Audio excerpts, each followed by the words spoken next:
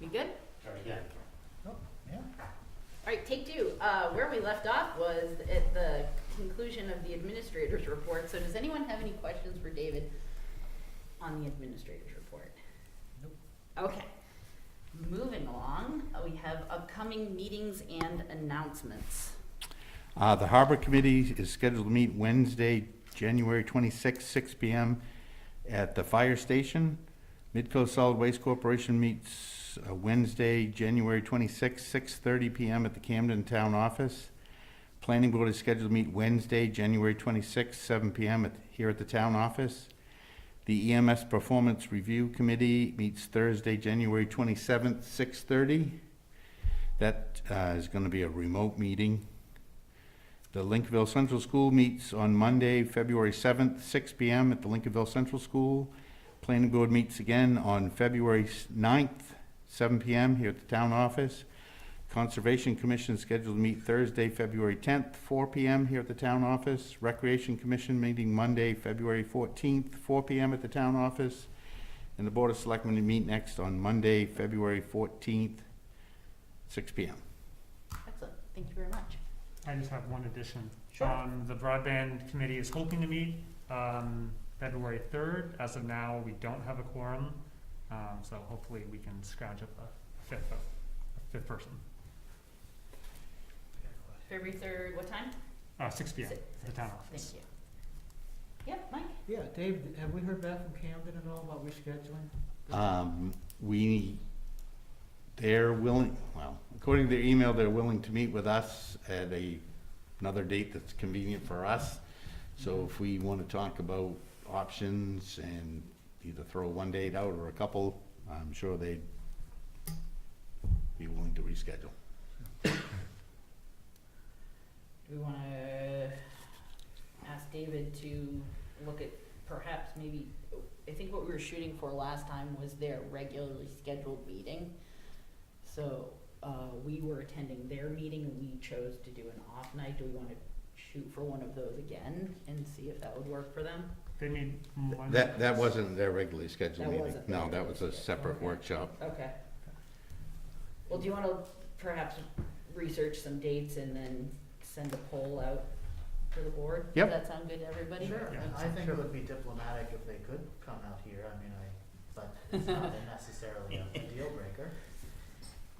Just thought I'd throw that out there. All right, great. Any other questions on meetings and announcements? All right, let's move along. Any upcoming community events anyone wishes to share? Seeing nothing, let's move along to the meeting minutes from the 10th of January. I move the board approve the January 10th, 2022 meeting minutes as presented. Second? Moved and seconded. Any discussion? Only that I'm gonna abstain because I wasn't here. I will as well. Any further discussion? Seeing nothing, all those in favor? And abstention. Thank you all very much. And we have a liquor license renewal application for the Beachfront Inc. DBA Mclaughlin's Lobster Shack. We do have the applicant here. If anyone has any questions for him, or does the board wish for him to come up and say hi or ask him any questions? Sure. Yeah? Yeah. Come on. Rick, would you mind? Thank you for the invitation, Josh. Yeah. I just want to hear how it's going. It's going very well. Yeah, we're nice and stable, and it's growing a little bit every year, and I'm happy with business and Great. such.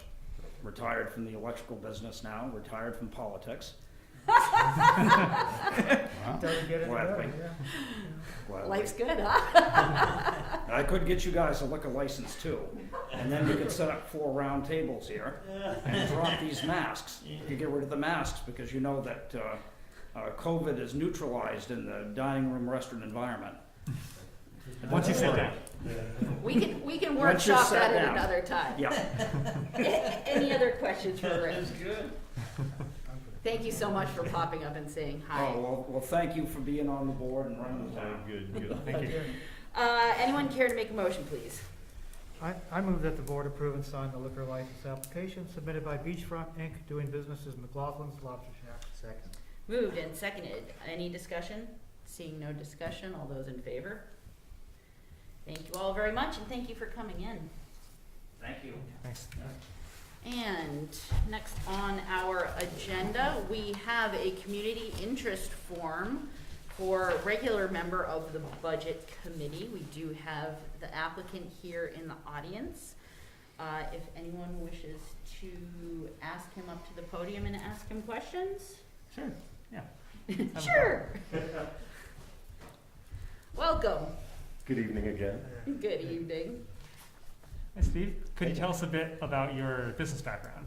Sure. I have been a controller. Started off as a controller of Main Sport Outfitters, financial for 3 years, and ran my own company for 17, employing 40 people in the Mid-Coast and Portland net markets, and studied kind of applicable. I studied finance as my master's studies many years ago.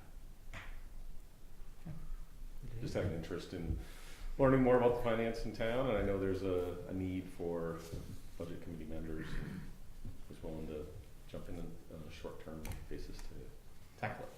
Great. Great, thank you, Steve. Any other questions for Steve?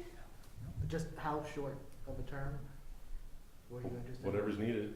Okay. Whatever's needed. I know this year is the immediate need, but if it goes on beyond that, that's fine as Yeah. well. Okay. An appointment by town charter, you can appoint till the next annual town meeting. Okay, so it's not like the 2 Yeah. or 3 year. Right. Okay. It would just go through June, and then the seat that he'll occupy will be available to people to take out nomination papers and run for the seat in June. Fantastic. Great. Well, thank you so much for popping up to the podium, Steve. Thanks, Steve. Would anyone care to make a motion, please? I move to appoint Stephen Hand to the Budget Committee as a regular member with the term expiring at the annual town meeting on June 14th, 2022. Second. Moved and seconded. Any discussion? Seeing no discussion, all those in favor? Thank you all very much, and thank you, Steve, for coming out this evening. And drive safely when you choose to head home. And we have the chair of the Comprehensive Plan Committee here to give us an update. Oh, and I suppose while Susan gets her I'm just letting the members know that we're up, in case they want to tune in. Great. Well, while she gets herself sorted, it wouldn't go without saying that we do have vacancies on boards, committees, and commissions. The Board of Appeals, Board of Assessment Review, the Budget Committee still, Cemetery Trustees, Comprehensive Plan Review Committee, the Recreation Commission. There must be more, but that's a short list, so if you know anyone who wants to help out the town. How about the Affordable Housing Committee? Well, and with that, that's a great segue, Susan. Welcome, thank you. You have the floor. Thank you. Thanks for letting me be here again with you. All you do for all of us, including plowing the road of my no outlet road. I wanted, as you know, we are working on the inventory of the 2006 comprehensive plan. We're trying to get a sense of what was accomplished, what remains to be accomplished, what you think is no longer applicable, and at some point we'll want to know what your wish list is. But tonight, I've given you this 89-point list of the assignments to the Board of Select People from 2006. So I would just very much like to know how you see them. If you could just go down one by one. Do you want me to read them? Or can you?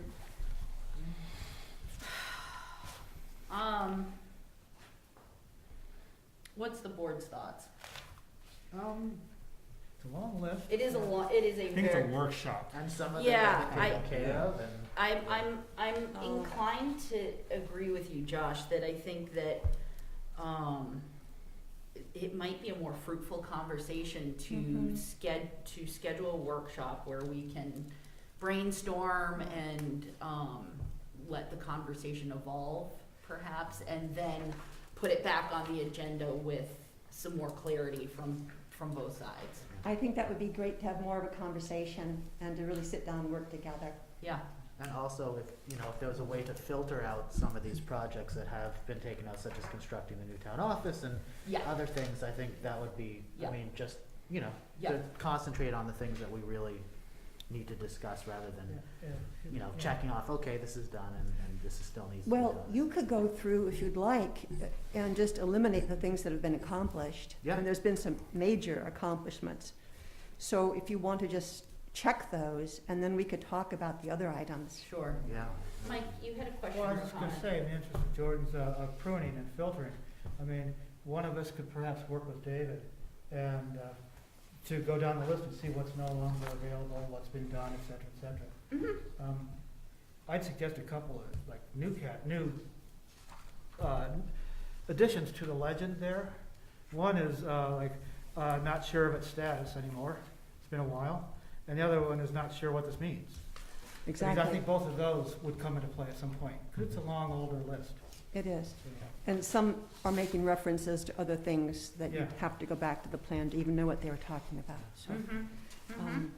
So yes, I'd be happy to sit down, and also Drew Strout is here, he's the vice chair of the Comp Plan Review Committee. So, I know there are a number of us who would be happy to sit down with you. Yeah, great. Okay, excellent, thank you. Thank you. So is a general indication of us scheduling a future time with the comp plan to establish a workshop good enough, or what do you need from the board, David? That works for me. We'd probably maybe try to hit a night when they're already scheduled or one of their off nights to. Great. So we're not trying to fit it in with the selectmen either early or late. Yep. And I'm happy to work by myself or with anybody that wants to go down this list, and we certainly can put together a history, I think. I'd like to do it if you don't mind, No. sit in the same room with me. I'm it would give me happy good- to do it with you. Well, give me a good history, background, et cetera. Yep. you know. And obviously, whatever we come up with, you can work to revise or change if you know differently when we get to the. Is everyone happy with a general nodding of heads and a concurrence that Mike wants to volunteer, and that's okay with everybody? Sure. Sounds good. And then there's a electronic version of the comprehensive plan on our town website. Yep. So that might be helpful for the board to just use that as a reference, since a lot of these refer to the comp plan. And Yep. It was written a long time ago, Yep. so. Yeah, just for background, back when the comprehensive plan was adopted, we took all the goals and implementation strategies and tasks and broke them out by who got that assignment, whether it be the road commissioner or the harbor master or a committee or the selectmen. And then not everybody has an 8-page list or a 6-page list. But that's because going through reading a couple hundred pages and trying to pick out the various things, we were finding that people, as valuable as the report is, it was challenging for them. So that's why we created these lists. Yeah. Yeah. Well, good. Well, thanks, Mike, for volunteering, and thank you, Susan, for the update, and we'll look forward to the workshop. Yeah. Okay, and we'll be in touch about dates and times. Yep. Okay. Super. Thank you. Susan, thanks. And moving along, we have a conversation regarding blanket firefighter accident insurance coverage. David, would you care to just catch everybody up to speed really quickly? Sure. In the spring of 2021, the board had a conversation or discussion about the possibility of providing life insurance to our call firefighters or volunteers. They're really call firefighters, because we do compensate them slightly. Charged the Wage and Personnel Policy Board to examine what was out there and offered. They came back, I believe it was in September, I don't have that in front of me, and made a report, recommend that they talk to 2 firms. They forward both of their proposals onto the board, made a recommendation that the board budget for, or you go forth with a proposal for the Hartford insurance. The board opted to talk to both of those providers, or possible providers. They were both in near the year end. I think one came in November and one came in December to discuss it. The board subsequently tabled it, wanted to do a little side-by-side comparison, and that's kind of where we are. Great. There's a nickel tour. Thoughts, questions, comments from the board?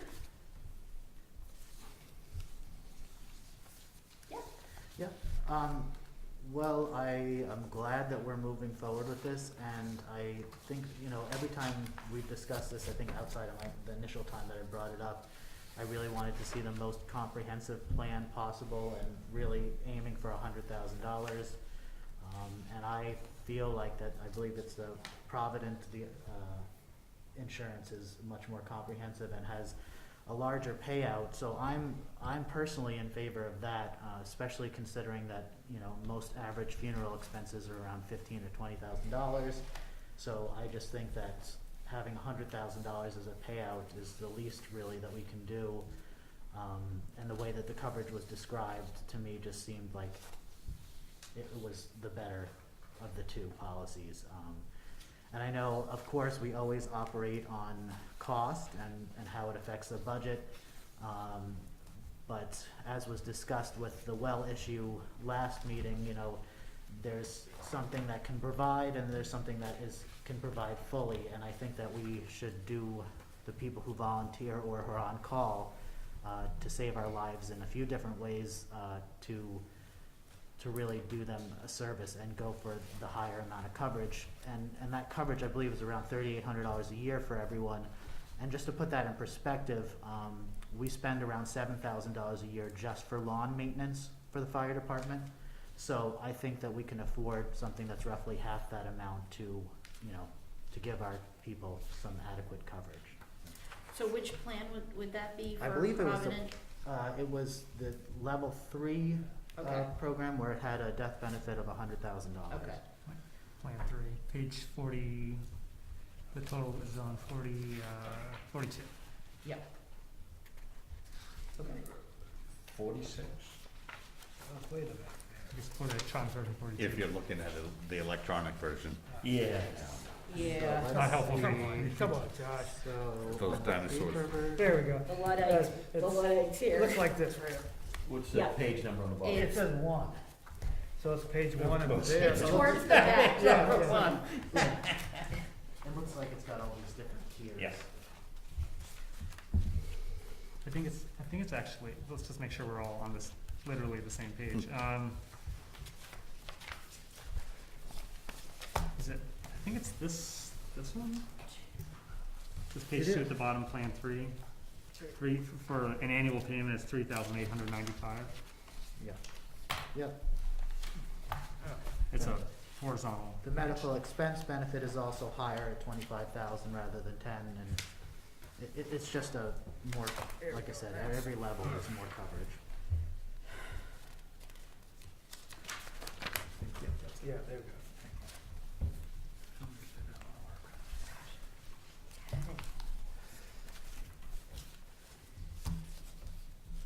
Alrighty, thoughts with regards to Jordan's suggestion? I support it. It doesn't, it is, I think it's worth it to cover everyone. It's not, doesn't seem like an exorbitant amount of money. Obviously, it's more than the other option. But they are risking their lives. They're paid, what, $15 an hour for the time they're at the call. I think they deserve it, and I think that the town can afford it. Yeah, I agree with those two. That extra 50,000 to make a big difference. And while I hate to disagree with the recommendation from one of our committees, especially for doing it unanimously, and there were no red flags I saw. in the presentation for the MMA Hartford one. I still think for the cost, doing that extra 50 grand is the right thing to do. Great. Does someone wish to make a motion? Yeah, I move that the costs associated with providing volunteer firefighter blanket accident insurance coverage as provided by the Provident Corporation be included in the first draft of the fiscal year 2023 municipal budget. Second. Did What was that, did that include Plan 3? Yeah. Oh, sorry, Plan 3 in the Provident Here, let- insurance policy. Can we, Start over. can we start over?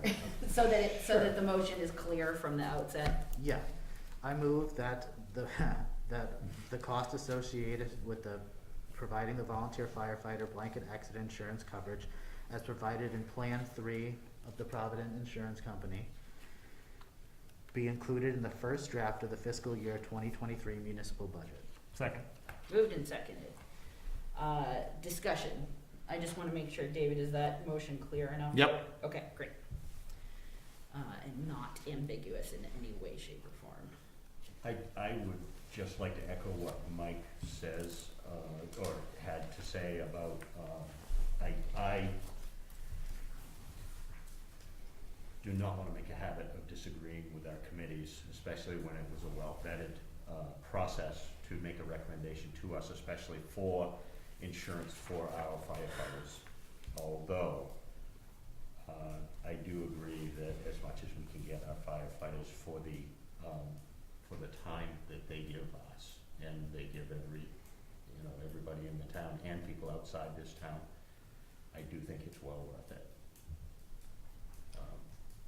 And to echo that sentiment, the thing that gives me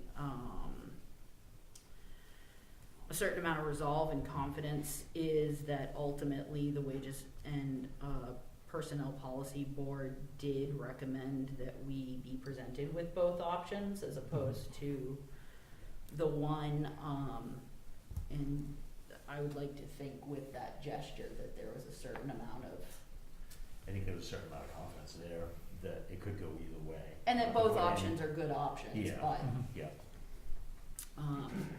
but it is making the leap and then ultimately making the sell to our voters that incurring greater cost is worth it. Okay. Any further discussion? Seeing no further discussion, all those in favor? Thank you very much. And moving rapidly along, Selectman Barnett Parker, you requested this agenda item and the floor is yours. All right, so I had brought up that I would like to put before the voters of the town considering implementing term limits for the select board. There are a couple different reasons why I do this, but the main reason is to help encourage involvement and foster involvement from the community. It's not a personal commentary on anyone who has ever served or who is serving.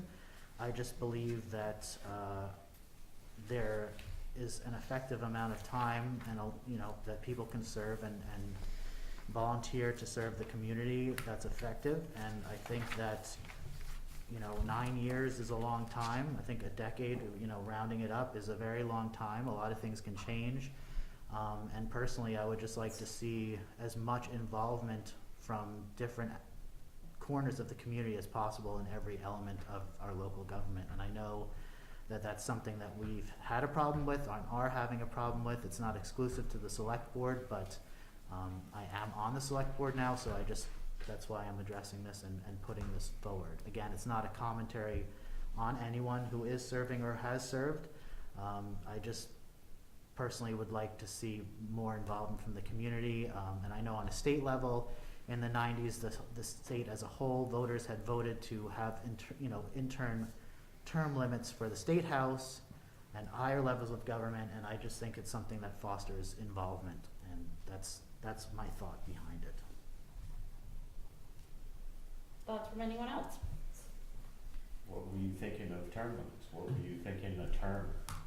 I was thinking that Longevity. 9 years, 3 terms is a very long and full time to serve on the board. And I wouldn't be putting something forward where somebody would not be able to run again after another term had passed. I just think that it's good to give opportunity for fresh blood to come in, and, you know, in the case that somebody ran and they weren't happy and then somebody with experience wanted to come back, I think that that's perfectly acceptable. I'm not looking for any kind of lifetime ban or anything like that, just creating an opportunity for new people to come in and serve. And that's it. I mean, yeah. And I know for me, my goal isn't to stay as long as possible on the board. I'd come to serve, and if the voters decide, if, you know, when or if I run again that I should be replaced, then I'm good with that. And I think it just fosters the goal of serving and then moving on for other people to come on to serve the town as well, because it is such an important thing, and it's an honor to do. So that's, So in short, 3 terms. yeah. Okay. I would like to say that when I finish up this term, I will be 9 years. Yeah. It's funny that, you know, I you should thought mention actually that. this was 12, I wasn't sure. The other thing that I would like to say is I was not going to run for this term, and I didn't take out papers until the day before they were due because there was no interest. And I know there's another selectman here that had to do the same thing because of the dedication to the town. I understand now what you're getting at, but we've got in our packets here tonight, we have got lists of committees that we're screaming for and have been for volunteers. If you do that and history repeats itself, it's like pushing volunteers away. I can't get behind that, Jordan, although I understand what you're saying and I understand the reasons that you're saying that. There's no way in a town of approximately 2,300 plus or minus that you can run it like a government, a state government, and put term limits on it.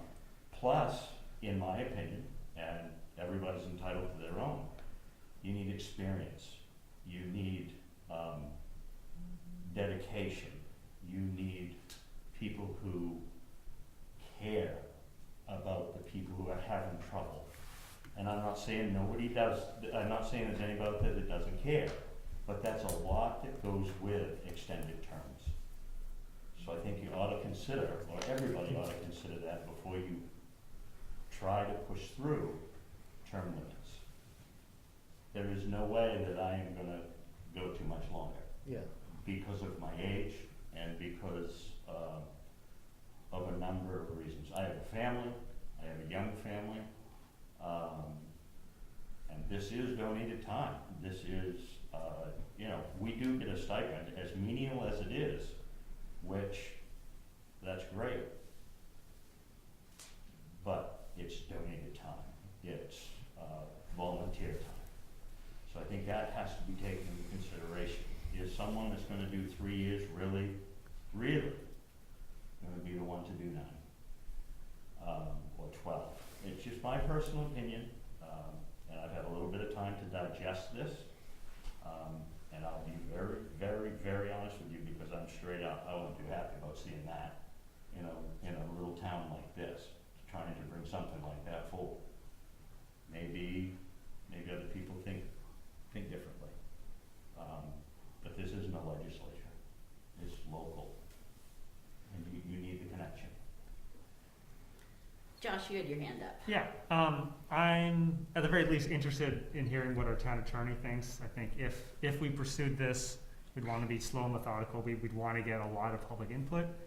I think that it could be a good idea. I would certainly not do any less than 3 terms. I think 9 years is a good number. You know, our legislature, I know we're not the legislature, but just Maine is, I'm not sure how many states have term limits, but at least in Maine, having it at 8 years, I think you really see a dynamic state House and state Senate where you have people that could easily serve for 20 years, but at 8 years they need to, they term out and they need to go, and someone else steps up to the plate. And I don't really see how a town really is any different. I think that that's why we have a town administrator. You know, that's why we have town staff that have that institutional knowledge that can have that continuity and bring people up to speed. I think 2 terms would be far too short. 3 terms feels appropriate. But this is just a preliminary step to just ask the town attorney, how we would even do this. I don't think your intention is to have this apply to other boards and committees, just the select board. I certainly wouldn't want to have any limit on people serving on committees and other boards. Because you're right, we desperately need volunteers to fill our committees. We have 5 committees right now with vacancies. So those are my thoughts.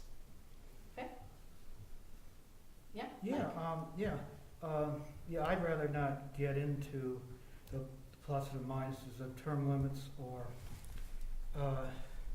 numbers or any of that stuff right now. What I'd like to do is start this very slow, very methodical process of inquiry. And with a heck of a lot of public input and a heck of a lot of research to see if it works, for example, in towns of this size. I'd like to know how many towns in Maine of this size have even considered this or are doing it, and if it works for them, or if it doesn't work for them. But I'd like to have, I think it'd be nice to have a heck of a lot of public input prior to a vote, a town meeting vote. Just start the ball rolling, see if it's even feasible legally with our charter, and just send it to the attorney, see what she says. And then from there, we can schedule workshops, try to educate the public, get their input, look at what other towns have done. Because Kurt, you make a darn good point. I mean, the numbers aren't here. We got 2,300 people, right? Yeah, and so we're not the state, we're not the federal government, and all that stuff. Yeah. So if we do it slowly, very methodically, we might come to a good outcome where the voters can decide. I'd like them to do it in a very educated way and not in a kind of impromptu vote, because it's a feel-good vote at town meeting, Anyway, that's just my 2 cents. Okay. Does the board wish to take action at this time? Could I just say, I just wanted to give a little bit of context, because I do feel what you say, 100%. I just want to give my personal experience. So, at my first involved town meeting, there was a dearth of people for the budget committee, much to the reason why Stephen is here and has joined. And I was a write-on for that committee because I wanted to get involved with the town and learn more about the process. And then I joined the budget so I was on the budget committee and then on the broadband committee, and then I ran for the select board. So for me, personally, that was a progression that happened. It wasn't just that I said, oh, I want to be on the select board. It was getting involved, learning, getting my hands dirty, and then wanting to be more involved. And I think that people being involved leads to participation. And this notion, while I understand that experience is valuable, but to say that people have to have quote unquote experience, and this is something that I also heard from a couple people on this board before I was even elected, was that it was dangerous to have somebody on the board who didn't have experience. But in all fairness, you can't have experience in a thing until you do it. And not having experience as a preclusion from anyone being involved does create a negative space where people cannot participate. If it was required for everyone who wanted to participate in local government to have, again, experience, then nobody who wasn't already a part of it could take part in it. So I just think the more exposure we can have where people are involved, the more they will be involved. And I can only speak to my experience that was true, but I'm hoping that that will be true for future generations of Lincolnville citizens as well, that we can open the door to them to gain that valuable experience to help us along the way. So. And it should definitely be acknowledged that, the 2 of you stepped up when no one else did. That's really, it's disappointing that no one else thought to. Well, and as Jordan said, it's not a personal thing. I guess my only question is that I feel like there's some things that are coming up before the board, and this is definitely not an insignificant ask, in terms of asking our town attorney to spend time on this. And then all of the follow-up, and considering that this wasn't part of the discussion in the board's workshop of priorities, projects coming up, and I understand that things bubble up to the surface and inspiration happens, but for reasons that have been brought up tonight, I fail to see how at this point in time in the culture of the town that we live in, considering there have been next to none contested select board races. And that is highly unfortunate. However, in the longer past where there have been contested select board races where there was an incumbent who served for quite some time and the voters made a different choice and the people chose. And I have to blatantly disagree that local politics is similar to politics that happen in Augusta. I think we operate in the last true form of democracy, and the second you get to the state level, it's a completely different game, and I'm not at all opposed to term limits when it comes to certain offices, certain levels of office, but I have yet to have any compelling evidence for me to vote in favor of even starting the process with the town attorney, because I don't see how asking to spend the money, to pay the attorney, to take the time, to start the ball rolling has financial and logistical time consequences, and it doesn't, I don't observe the need. How about we do this? Because I think it might be an inquiry worth having, and I think it's an inquiry we could stop at any point. We could say, hey, no, this is not going any further. It's not a good idea. Sure. Okay, so we're not committing ourselves, in my opinion. I don't see how we're committing ourselves to making this thing happen, either for or against, getting it on the ballot or not. How about we do this? We first try to have David do kind of an empirical study of towns of our size who's done this, or tried this, or thought about this. And if it comes back to us that, yeah, there's been plenty of towns like Lincolnville who've looked at this and said, you gotta be kidding me, then maybe we just want to drop it right there and then. So if we were to start out with that, that little bit of research before we spend money on the attorney, maybe that makes sense. Can I ask David a question? Sure. Not that you're an attorney, do you have any sense of how much time it would take a town attorney to do what's in this suggested motion? Probably not long, would be my guess. It's a matter of, again, as you said, not being an attorney, it's gonna require a charge change. I mean, that's our governing document, and where it's silent now would require some sort of language to say, whoops, this is what we wish to limit an elected official to. And then it's a matter of an opinion of the town attorney, whether it's an amendment or whatever the other, a change, because there's potentially two different processes. But I'm going to venture a guess that somebody in the firm that we engage with has been down this road before. And then it's a matter of putting together a memo that says, if you choose to do this, we believe it is an amendment or a revision. I guess those are the two options.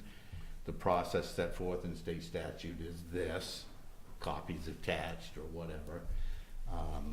Similar to what we did with the conversation about making charter gender neutral. Mhm. I'm gonna venture a guess, probably 2 hours or 3 hours of time on her part at the most, at the outset, but that's a guess. Jordan? So this is a logistical question, and because I don't understand everything and I need to be taught. We do have the attorney on a retainer, am I correct in thinking that? No, or you all appoint the town attorney. We pay the town attorney services by the hour, Okay, because we just don't know what's gonna come up in the course of the year to make it predictable. and what is that hourly charge? Oh, boy. You wanna hand me that warrant book? I'm gonna venture a guess it's somewhere in the neighborhood of $200 an I hour. thought it was 200, they increased it to 220 a Yeah, couple I- years ago. I'm hoping there's an invoice in here. That's the payroll book, sorry, need the other one. You want that? They look very similar. They do. You should make them different colors. I'm hoping there's a bill in there, I don't remember if there is. But somewhere in the,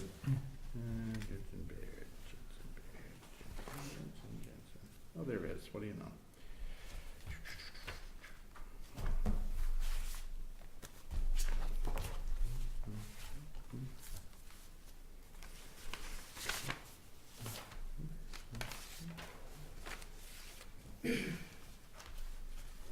Moment of truth.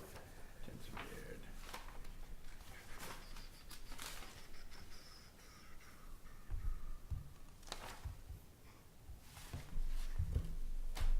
Sorry, it doesn't say per hour, but I'll do the math.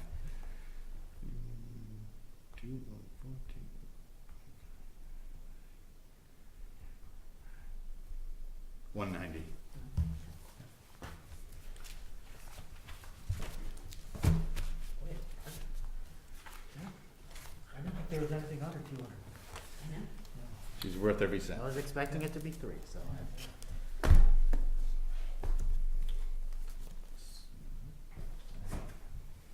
said what I have to say. I don't think it would be that much money, and we would have a concrete answer as to what it would take and the process that was needed to go forward, and that's a determination that we would have until the end of the town charter, because it wouldn't change. Does the board wish to take any action then? I move that the board request the town attorney to outline the steps necessary to include term limits for the Board of Selectmen within the town charter. Second. Moved and seconded. Discussion? Beyond the extensive discussion we've had thus far? Well, just that, I think for 3 hours, maybe $600, it's a good investment. Any other discussion? All right, all those in favor? Those opposed? Thank you all very much. And next on our agenda, I'm not sure, because I think I saw emails from both Josh and Jordan on this, so I'll let you duel who will have the floor. Flip a coin? Just kidding. There you go. Well, and I also had an email to read from the secretary of the budget committee, and I didn't know if Josh wanted to speak first, or if you guys had actually received that, Yeah, I did. Yeah.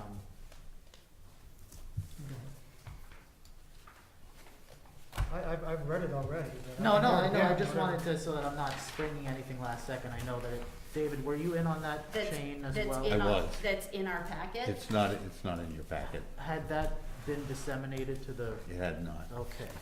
Yeah, as it didn't make the deadline for the No, it- packet, it's- This is something Her- different, so. Yeah, This was a correspondence that she was sent made it quite weeks some ago. time ago. Okay. That for some reason or another, she was unable to find your guys' email addresses, but it was a correspondence that went through David as well, that was meant for the whole board to hear, which is why I feel like it's relevant to give it. But if you wanna hear from the whole board whether or not they're willing to hear it or not, I didn't wanna just start speaking Well, inappropriate. would one or the other of you just introduce what it is that you are speaking on first, please? Yeah, so I'll just start. The board received, or there was an email sent by Robin Tarantino, the secretary of the budget committee, January 13th, I believe, expressing her concern that we don't have remote or hybrid meetings, saying they struggled to have a quorum at their last meeting because of people's concerns about the Omicron surge, and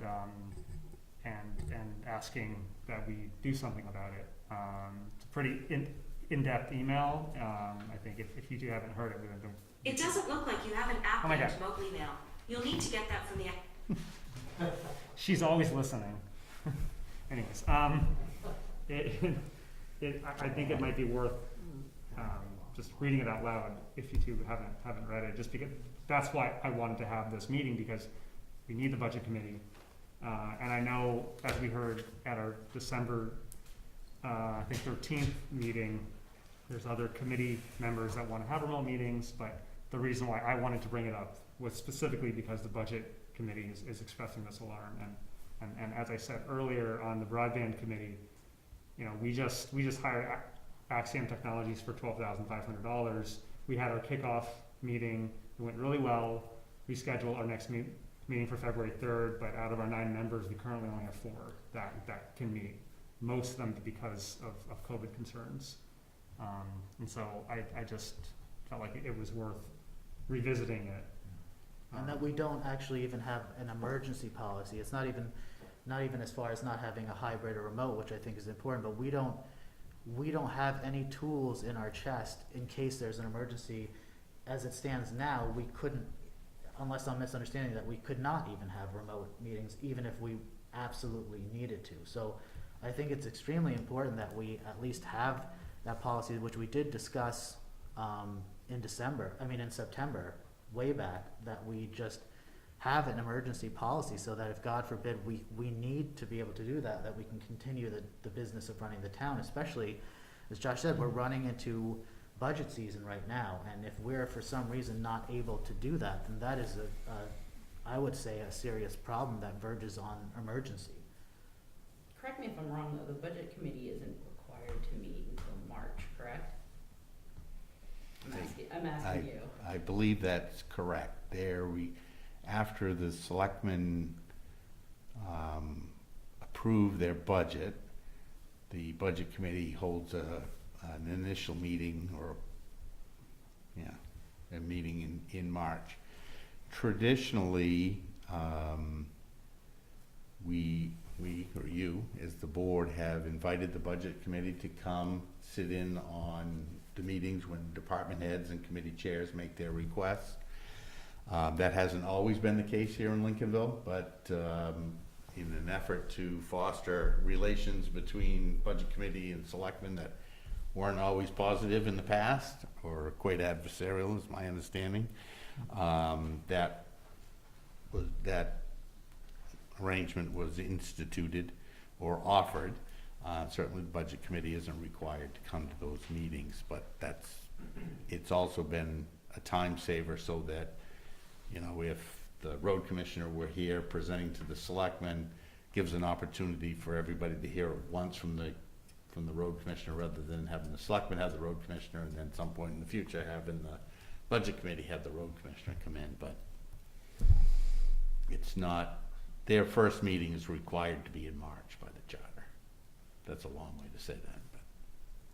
I guess my question is, what is the ask that you are bringing to the board right now? That we approve a public hearing on this matter, so that if we hear support, or we decide that we can actually move forward on this emergency plan, and frankly also to implement a hybrid system that is based on having a public meeting.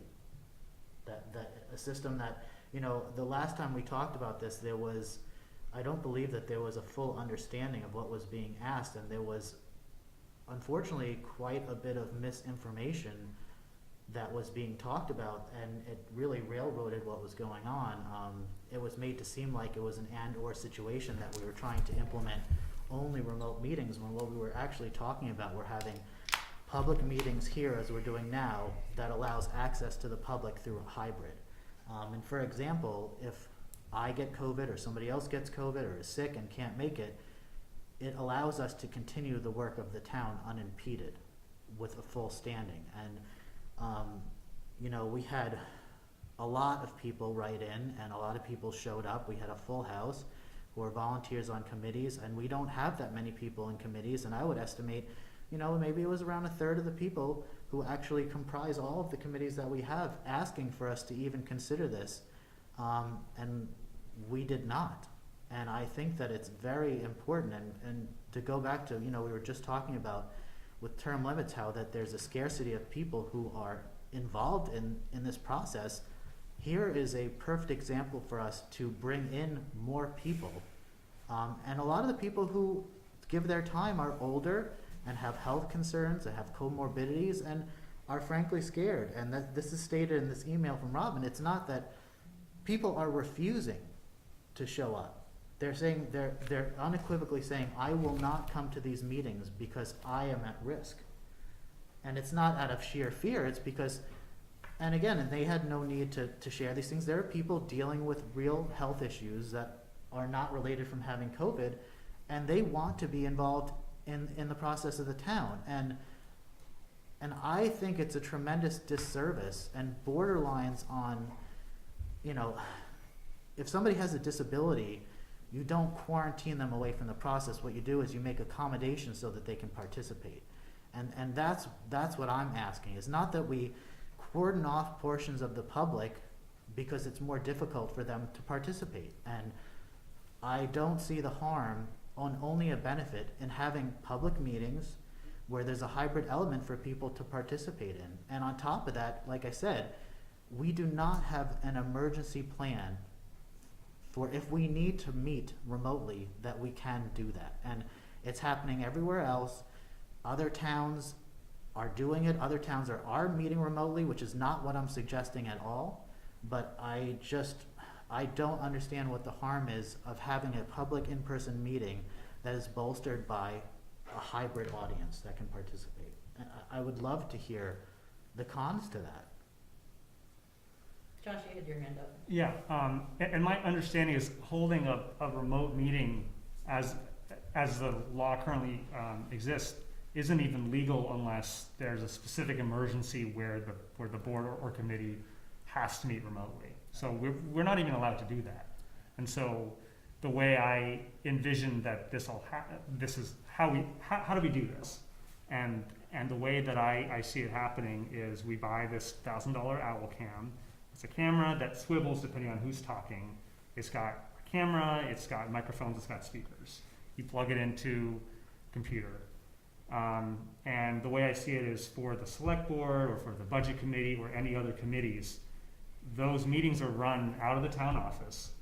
Either the board chair or a member of the committee who's volunteered to do it runs the Zoom component of the meeting. And basically what that means is they use, I'm assuming we have a town laptop that's available that could be logged into the Zoom account, plug in the owl cam, and you basically just set it up.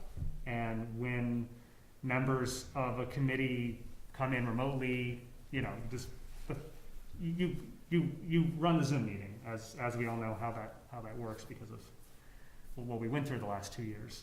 And so I envision not using any staff time for the select board from now and at least until June. I mean, I'm happy to run the Zoom component for the select board. I'm happy. I think you had mentioned we'd be happy to like do the training for the board chairs to do that. And so it means that it will have an in-person component. We spent $1,000 on this investment. Apparently our library here bought an owl cam and they've been using it for workshops and it's going very well. And we can implement this pretty quickly right now. It's not the perfect solution, but it's fairly affordable. And we have committee members, they're begging us, we want to serve our community, but we're scared about COVID or we have illnesses or we're not here, we're away. And so I think. And are those all reasons that are acceptable and allowable within the current legislation? That's my understanding, yeah. If you can't make it to the meeting because you're physically, you know, Unable to. away somewhere else, you can zoom in, as long as there's that in-person component. And what's your proposal for those aspects of the proposal? What do you mean by that? For the in-person component, if there's a meeting happening remotely and say the public wants to attend in person. So the having a remote meeting would only be allowed under very specific circumstances. That would only be if the committee or board could meet because some emergency occurred, and that's I don't even know what those circumstances would be. I guess that would be if the state locked down again, for example. So they really have to be in person. You have to have at least one person on that board or committee coming here and running the meeting. So the public could always attend in person. Which would require staff time. Yeah. Well, staff time in the sense of what? Having the town office be open, the lights on, the doors unlocked. Well, it would be Right, at of the course, same but that's how time. it is already. Yeah. It's a scheduled Exactly. meeting, you've got at least a representative or an educated representative, I'm trying to understand this. Yeah. You've at least got an educated representative, most likely chair, of said committee here running a live meeting or an in-person meeting, but you've got a hybrid option. Yeah. Not really a Zoom, because a Zoom means everybody's out, right? Isn't that Well, what that means? hybrid with a Zoom, I mean, in person with a Yeah. Zoom component.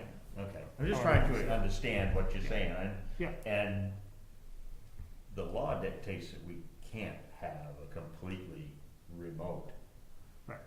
Meeting, but this takes the element of remote out if the availability is here to have people in person. Yeah.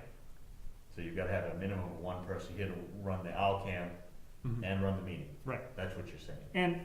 And the chair of that committee or board can just say, this meeting is not gonna be hybrid. This meeting is only in person. That's my understanding. That it's under their purview to just say, no, this is gonna be an in-person with no Zoom today. Or they make that decision beforehand. So it's not like they're forced to do it. But it's hard for me to see the downsides when the investment is just this camera.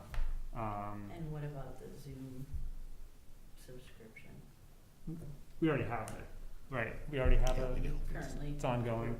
Okay. So again, they would have to be trained on how to use it. If they abuse it in any way, then, they can't do it. I don't think they would even need to know the password if we're just using one town laptop that stays here, that's logged into it. They have to prove they can run it. If they can't do it, then that committee isn't approved to run the Zoom meeting. And there may be kinks along the way. That's okay. We can address those. But I think the public would be happier if we implement something rather than nothing, or implement something and have some issues. Yeah, Jordan. And just in regards to the funding, I mean, there are, this falls clearly under the purview of COVID funds. I mean, this situation has arisen due to the pandemic breaking out. So this isn't even necessarily something that we would have to reach into the contingency fund or anything having to do with the town coffers. This is, we were given money for a specific reason, and I can't imagine how this doesn't squarely fall within that, which is to facilitate public meetings during the time of a pandemic safely.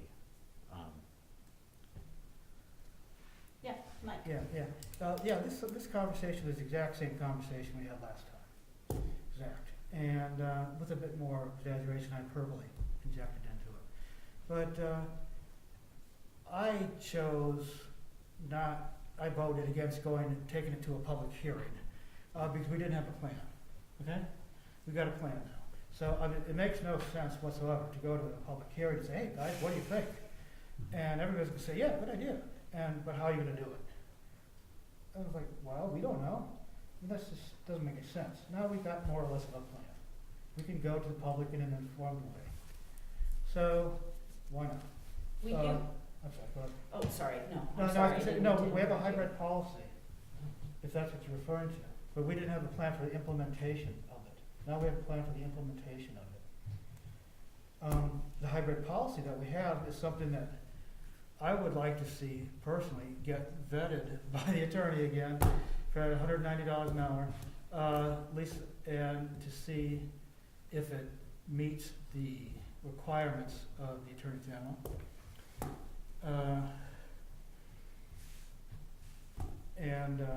At least that's the advice that I got from the Assistant Attorney General this week. And so I'd kind of like to, in a perfect world, I would like to see both of these things happen at the same time. So we could go to a public meeting and say, hey, we've got a legally valid instrument and we have a plan for implementation. Now, what do you think? I wouldn't go, I couldn't support a public hearing without those two things. Got them now. So. Well, and I have to agree with you, Mike, you know, I like the idea of a clear plan with the financial implications, staff implications, all of the potential unforeseen consequences of adopting a plan like this. I haven't seen that. I do understand that Josh sent around an email yesterday. I did not have time to read or absorb that information, nor did the public have time. So my ask would be that if it is the wish of a majority of the board to move forward with considering this process, that the plan, I'm assuming you're saying the plan that Josh has proposed, be worked through with the town administrator and brought fully formed back to the board so that we can have that information in our packet, that information can be disseminated to the public in a timely manner, and that we can have these answers in hand so that we can make a truly informed decision. Well, that makes a lot of sense. That would be my request. I think if those two conditions are, we have a plan which is publicly available, we've had a chance to look at it, vetted by the town administrator or worked through the town. I don't know if vetted is the right word, but that way we can truly Then understand we the, can go the forward with it. implications, the liabilities, all of those things. and I tend, just one more thing, I tend to agree that we're not in a huge state of emergency here. And we're not in DEFCON 1 or 5, or anywhere in between. And 2 weeks is not gonna bring about the end of the world. Jordan? Yeah, just to clarify a little bit, this is now the third time that this plan has been brought up. And all of the documents that were sent to us, I understand that they were sent via an email yesterday, but they were in the last packet that we discussed this on. This is not new information. The public and the board has seen all of this multiple times now. And I just think that should be made clear, that this is not new information, that we have discussed this on multiple occasions. We've discussed the very wording, we've discussed the owl cams, we've discussed all of this. And while I understand that we have rules about putting things in the packet, I think having a board member referencing things that we have already had in our packets and already discussed and should already have a strong understanding of has nothing to do with getting the information in the packet for today. This is information that we already have absorbed and should have a good amount of control over. And speaking to the public hearing, garnering the public's interest on something does not require us to have a finished plan. Because if the public dictates to us that they would like for us to pursue something, at that point, we can get an exact plan. I don't understand it, and I also don't understand how I can see things that took place and wording took place in previous meetings of things that were rushed through and needed to be done that night. But now that we're discussing something like this that's of vast importance and has to do with the public's input and participation, that we're willing to wait. So I guess I don't understand what things take of importance that need to be rushed one night, but then when it has to do with public participation, it's okay to take that out and expand it and take it weeks at a time to take care of it. I guess I don't understand that. My request simply is that I would like to have a better understanding of exactly what it is Josh is proposing and the potential consequences and liabilities around adopting a new policy. That's my request as a member of this board. Take it or leave it. The majority of the board will decide what it will decide, and your understanding or lack of understanding isn't my responsibility. You know, I have a request, I propose that request, the board can act on it as it wishes. I for one, just for, as an aside, for what it's worth, I think it's important that we honor that request and each other's requests. Yeah, we vote by majority, we don't do a whole heck of a lot by consensus, and nor should we. We should be voting, in a lot of ways. This is one of those things, but we should, however we do it, consensus, voting, or whatever, everybody should be fully informed. And I'm not so sure that we are in this regard. Another 2 weeks, I'm sorry, Jordan, you're gonna see us kicking the can down the road. Fine. And you can come back with, say whatever you would like. The 2 weeks are not gonna kill this town. That's my opinion. Okay. Josh? So I'm fine with waiting 2 weeks. It's true that this didn't make the packet because I only sent it yesterday. And we didn't have anything written on the ideas kicking around in my head until yesterday. I have been speaking about the owl cam since September. I understand, I mean, this is new, right? Because during 2020, 2021, we were doing fully remote, and so we all just had our laptops, and it was actually pretty straightforward how that worked. So I am encouraged to hear that there's you're all considering this more. I think I would like the town attorney, in the meantime, in the next 2 weeks, the town attorney to vet the draft that David drafted September 13th, and then I'll try to flesh out this proposal even more if I can, include it in the next packet, and then in 2 weeks talk about it again and go from there. I completely concur with bringing the town attorney in on this, because I would like to have unequivocally a deep understanding of the legislation as it stands and its implications on the town conducting business. And I very much, I wanna make it clear that my ask is that in your plan, as your definitive vision, as you see it,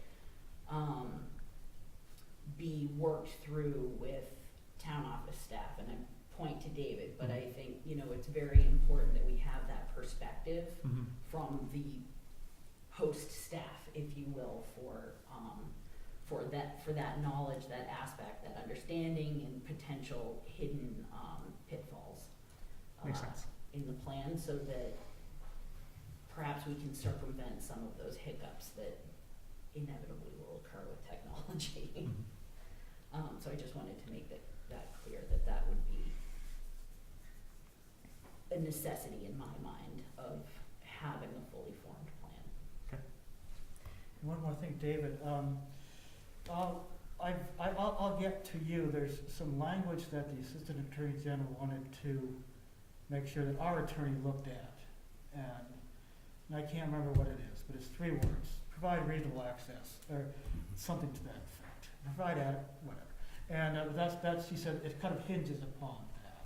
And so maybe if we could ask our attorney to focus on that language as well, or give some time to that. You share language with me, I'll gladly share it So with her. I've got the notes written down someplace, Yep. and I'll get it to you. Yep. Okay.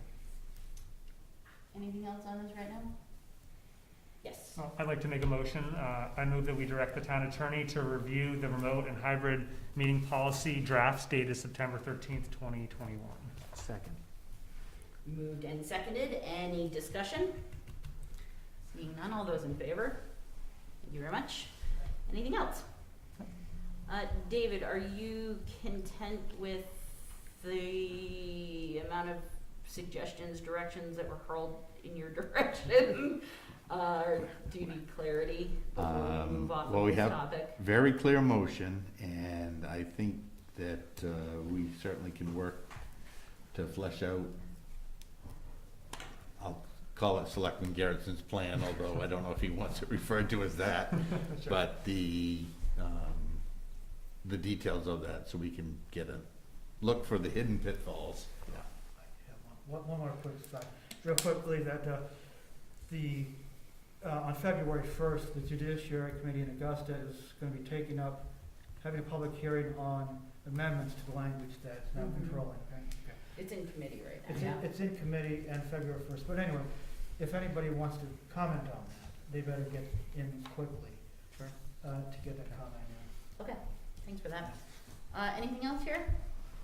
Great, let's move along to the riveting application for utility pole location.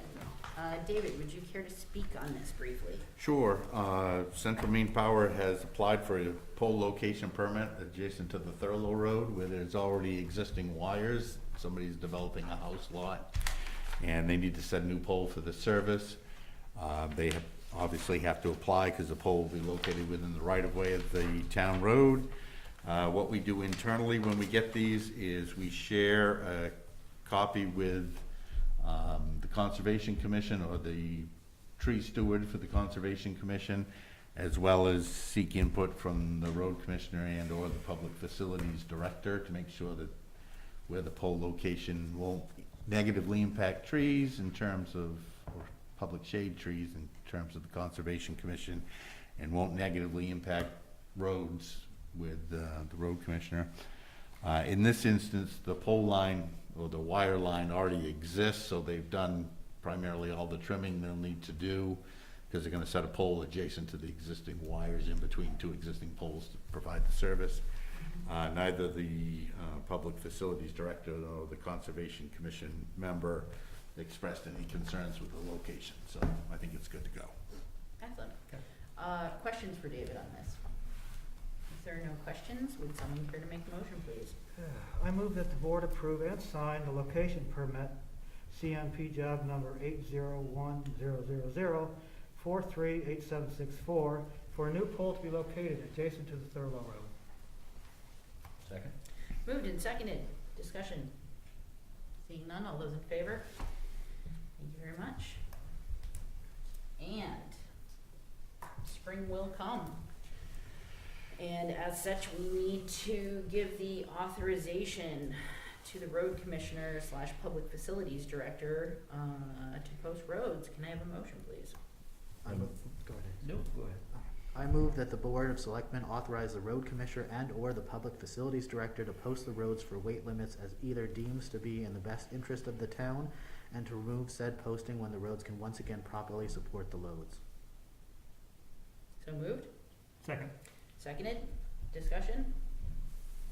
Seeing nothing? Let me Okay. just ask, have we ever not approved this? Has there ever been a good reason for the select board to say, no, let's not post them? Not in the 18 years I've been here. The town has an ordinance that governs the weight restrictions on the public roads. That ordinance gives a lot of authority to you versus to you as the board. This just saves us, if we get a miraculous thaw tomorrow, not trying to get the good board together to have a meeting to say, yep, it's okay to post the roads. It just hopefully transfer that to those that are in the know, more in the know, or can act more For- promptly. For the preservation of our roadways. Yep. Yeah. Just But- wanted to ask. Yep. And there have been times in the past where certain businesses in town have asked for, what's An the right exception, word? exemption. Yeah, an exemption because it would cause a hardship for their business, and so Yeah. it's a very specific day, very specific Mhm. time, very specific exemption to that Wait, weight limit. right. Mhm. And just for everybody's knowledge and understanding on the board, in case you haven't read that ordinance anytime soon, the state statute allows for heating oil deliveries or something like that, regardless of what you have on there. Our ordinance allows school buses to go on the roads. Our ordinance allows for emergency vehicles, fire trucks, utility trucks if there's power outage or something like that. It also allows for someone or some entity to apply to the board for a permit for a special use. And we've had those periodically in the past, or occasionally, or infrequently in the past. Good. Any other discussion? Seeing none, all those in favor? Thank you all very much. And we have a broadband update. Yeah, so we met with Mark Ouellette from Axiom Technologies. It was a great meeting. And we talked about outlining just all the next steps. The biggest thing that he's going to be doing between now and our next meeting is looking more carefully at red zones technology. I know just for their company, they wanted to vet that more. I think they may even be trying to get the actual equipment in so they can take a look at it. Jordan, what else? We got accepted for the grant. Oh, right. $6,500 Let's make sure we planning grant. So yeah. that is, I mean, I'm very excited about that, and I think it's fantastic. Yeah, so the Island Institute grant went through, so Great. we just saved that money. Great. Yeah. Oh, and there's probably a few things I'm forgetting. Well, another thing is that the Riveting committee voted to request $7,500 in the next budget cycle. $2,500 is for the digital equity plan, and $5,000 is to put into the broadband, I guess, reserve or budget for future studies. Currently, we have $5,000 in the budget. If we wanted to research how we would build out the system here, those studies can be what, $20,000. Yeah. And that was also with the contingency that if we do not use these funds, that they get rolled back into the general fund. So it's not something that would be held in perpetuity. It's, you know, if we allocate those funds and if they are not used, then they get That would rolled happen back. anyway. Yeah, okay, yeah. Yeah. Just that, you know, that we were aware of it, not just, you know, Yeah. making a request. And something else that we're interested in is getting people in town to do more speed tests. So instead of just going to speedtest.com or something, the Maine Broadband Coalition has a statewide mapping program. And if you go to, what is it, mainebroadband.org or something, or just Google Maine Broadband Coalition, you can see all the speed tests around the state. You can type in Lincolnville directly, and you can see all the little dots for our town and all the different speeds that are there. And we just need more information. And so we are going to have a proposal at some point for lawn signs, requesting that the board approve spending for lawn signs or something like that.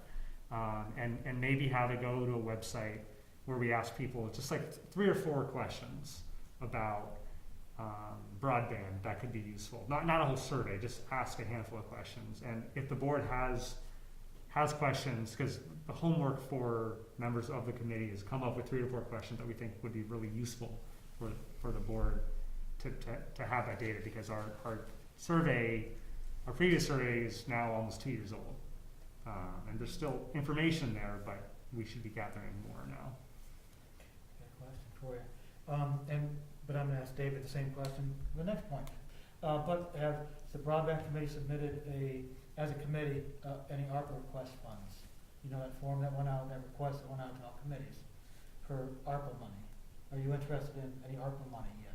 Or for money specifically? Have the broadband committee submitted any of those forms yet?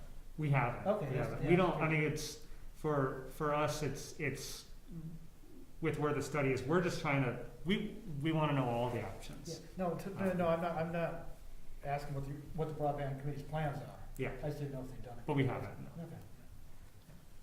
Okay.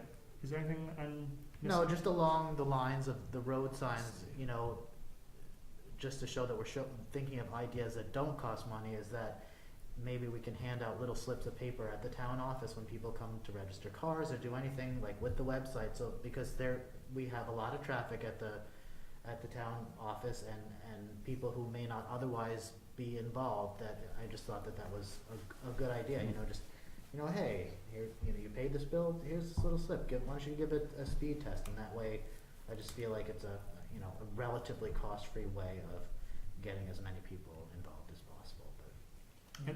And then, sorry. go ahead. No, I was gonna say, I mean, along those lines, you guys might wanna get in touch with Southwest Waldo Broadband Committee, because they had a really big get out the info and do a speed test program, and did it really well. And I don't know exactly how they did it. Okay. But that was 5 towns, so I Yes. think they probably did it 5 different ways. And then just the very last thing, we had an idea,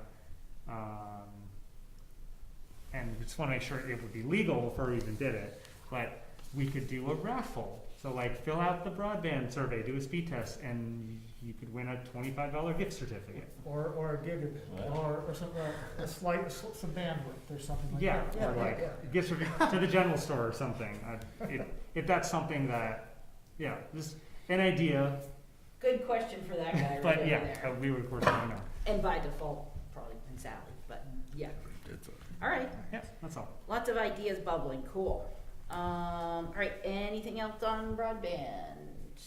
All right, I just got, yes. while you're talking about this, the last meeting, we had a brief discussion about whether or not you wish to continue this as a standing item, or whether you wanted to wait till the committee said, let's have an item, or something came back.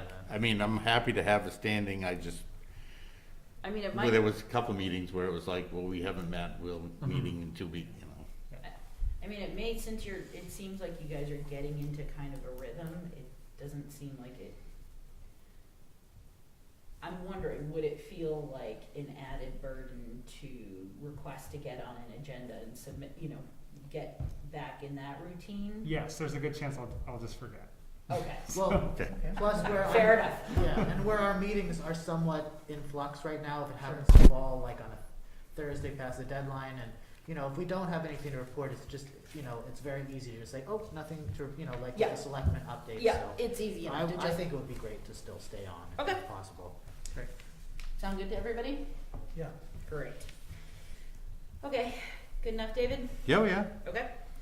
Then, David, I will ask you to chat with us briefly about the ARPA update that we have. Pretty much, the only new news is, after the last agenda went out, we received the final rule for the American Rescue Plan Act money.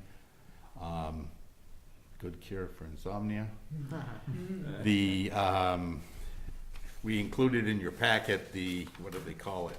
The overview of major provisions, which was, the overview was 44 pages of a rule that's 200 and, whatever All it the was. brevity of the federal government. Yeah, there are some changes in the document, some expansions and a little contraction. Maine Municipal Association's putting on a workshop that costs a fee, but so what? That I'm gonna look to sign up for in March. It talks a lot about the reporting requirements and whatnot that we've already told them we're gonna do.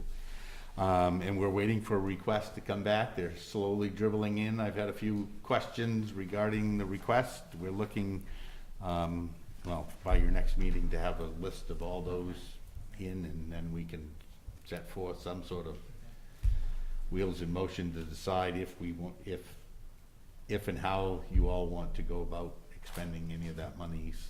And we do have still a fair amount of time to make that determination. Question, have you, and I assume you've read and underlined all 44 pages of the summary, right?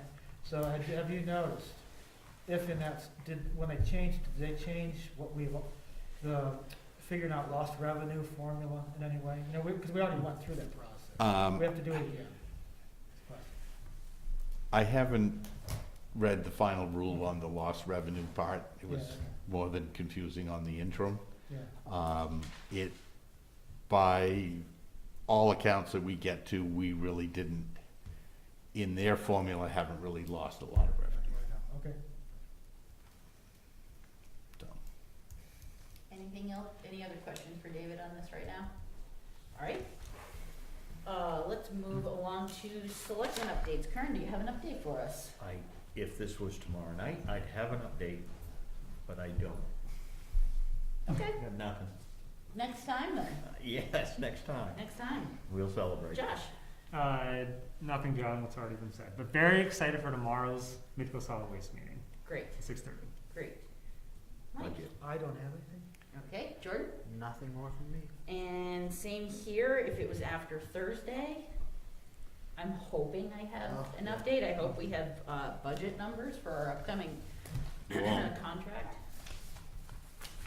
You won't, he said? We will? You won't on, I don't think you will on Thursday. Ugh, You could have at least let us have Come some on. hope, David. Oh, You're sorry. rushing us. It's a distinct possibility that you won't. Okay, so no updates, forthcoming. We should have a Midco Solid Waste budget. Woo! I'm excited Oh, about that's that. Yeah, Great, Pretty good. great. that's the budget. Excellent, and so we have the treasurer and payroll warrants to approve and sign. I move that the board approve the treasurer's and payroll warrants. Moved and seconded, any discussion? Seeing nothing, all those in favor? And prior to our very last order of business, which is adjournment, which we can't do yet, we have the necessary annual business of our evaluation of the performance of the town administrator. Can I have a motion, please? I move that the board enter into executive session for the purpose of conducting the annual performance evaluation of the town administrator pursuant to Title I MRSA Section 405-6A. Second. Moved and seconded, any discussion? Seeing no discussion, all those in favor? Thank you very much. Good night, Melissa. Good night. Good night, Also, tread carefully. it'll be John Hancock.